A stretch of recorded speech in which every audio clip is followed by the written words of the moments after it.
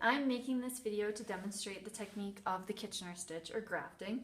As you can see, I have a project here that's ready to go. A few things to get started. I have my stitches divided evenly between my two needles. In this particular case, I have 32 on each one.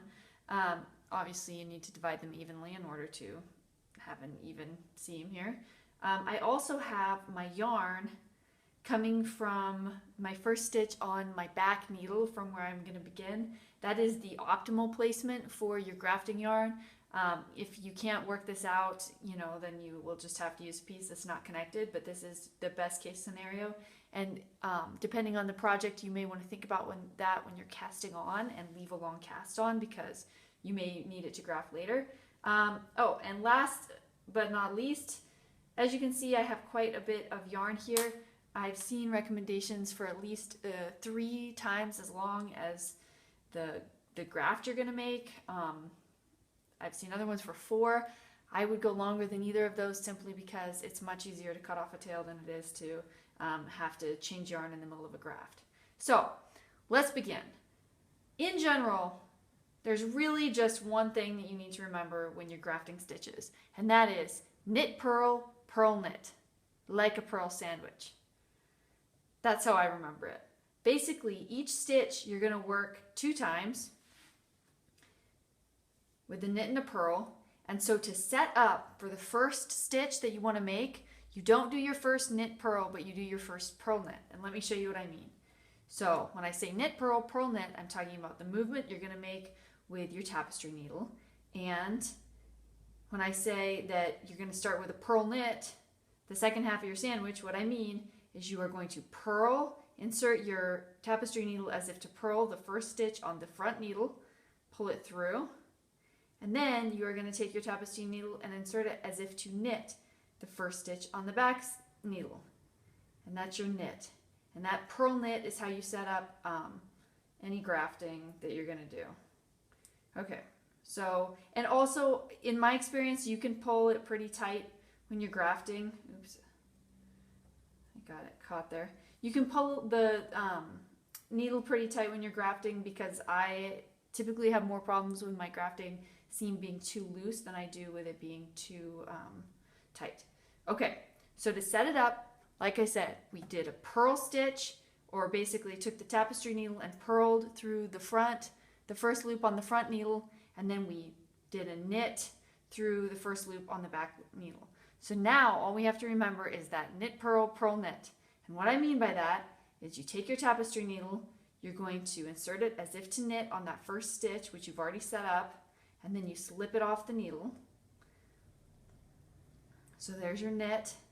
Then you take it as if you're going to purl the second stitch on the front needle, and you purl. So that's the first half of your sandwich, knit, purl. Now purl.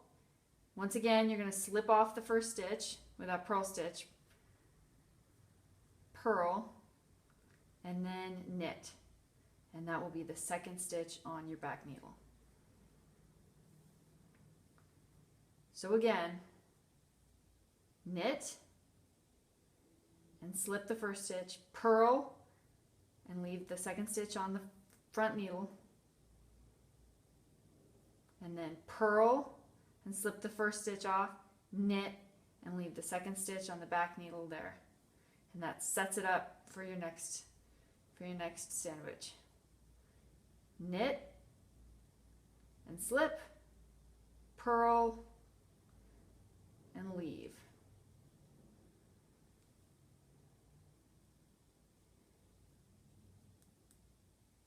Purl and slip, knit, and leave.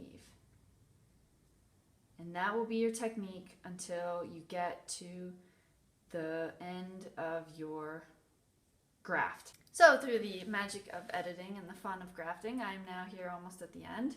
So I thought I would show you also just how you finish. So once again, we have to graft these last few stitches. We do the knit and slip off the needle, purl,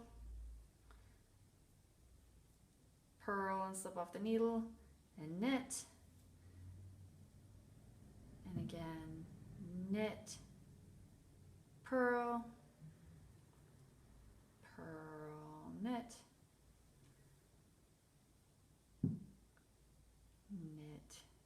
purl. Now you can see we only have one stitch left on this first one. Purl, knit.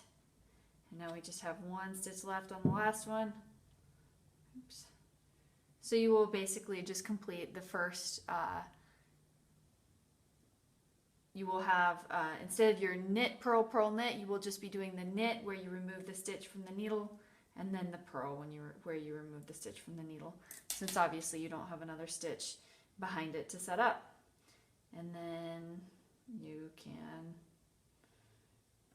arrange your stitches. You may have to arrange some of the stitches you grafted. Sometimes they kind of overlap each other, and if you just take your tapestry needle and sort of help them out, then you can get them to look pretty good. And that's how you graft.